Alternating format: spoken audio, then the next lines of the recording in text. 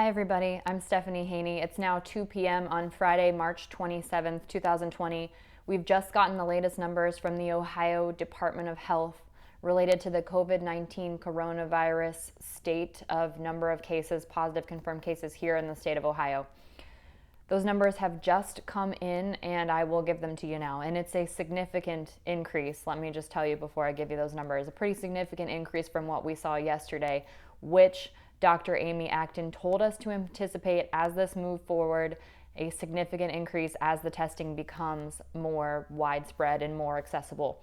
There are now a total of 1,137 confirmed cases of COVID-19 coronavirus in the state of Ohio. We now have 276 hospitalizations. 107 of those cases are in the intensive care unit. We do have more deaths as well. Yesterday it was 15 deaths. Now we are at 19 deaths related to COVID-19 coronavirus here in Ohio. We also have an increase in the age of people affected, still less than 1 year old, but now going up to the age of 96 total. The oldest person who is a confirmed positive with COVID-19 coronavirus is now 96 in the state of Ohio. The median age has ticked up by 1 year. That's now age 52. And a slight shift in the demographics. 52% of the confirmed cases are male and 48% of the confirmed cases are female. So if you're just joining us, I'll give you those numbers again, up considerably from what we saw yesterday. Yesterday at 2 p.m. On Thursday at 2 p.m., we had 867 confirmed cases. Now in the state of Ohio, we have 1,137 confirmed cases of COVID-19 coronavirus here in the state of Ohio, with 4 more deaths, up from 15 yesterday. Now there have been 19 deaths. As we've been watching that economic stimulus package, the House has officially passed the $2.2 trillion economic stimulus package. This is despite pushback from the representative from Kentucky. The House was able to pass the relief package. The bill is now currently being rushed to President Donald Trump's desk for signature so that it can go into effect.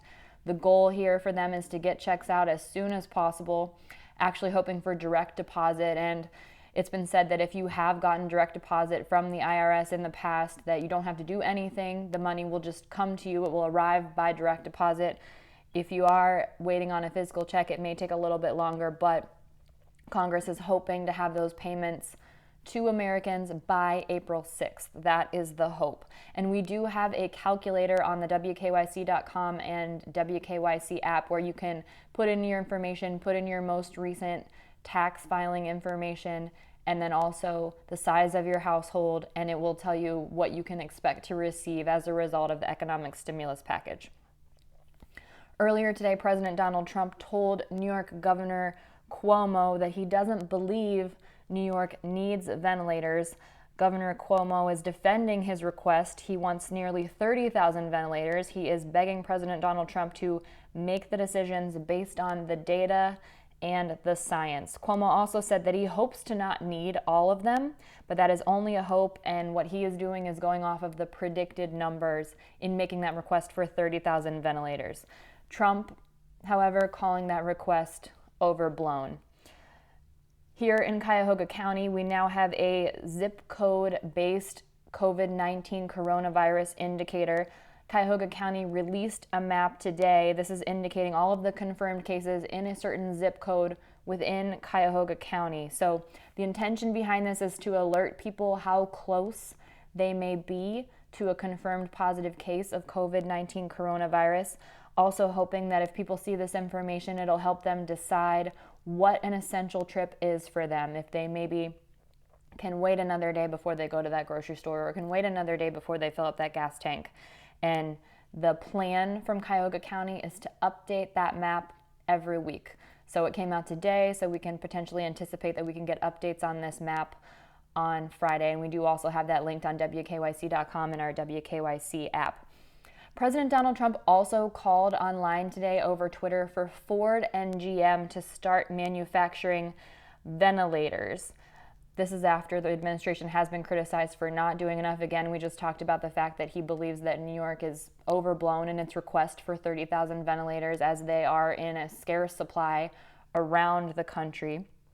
Trump tweeted today, General Motors must immediately open their stupidly abandoned Lordstown plant in Ohio or some other plant and start making ventilators now. Ford, get going on ventilators fast. Now, as a reminder, GM actually doesn't own that Lordstown plant anymore. They sold it to Lordstown Motors. So General Motors is not able to reopen that Lordstown plant because they simply don't own it.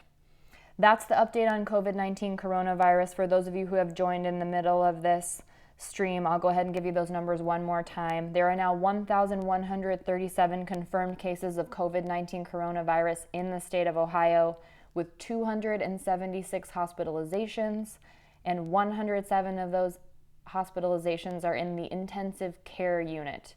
We also now have a total of 19 deaths, and the age range for people who are positive for COVID-19 coronavirus has increased all the way up to 96. It was 94 as of yesterday. Now there is at least a 96-year-old patient, and the median age of people impacted right now is 52. I'm Stephanie Haney.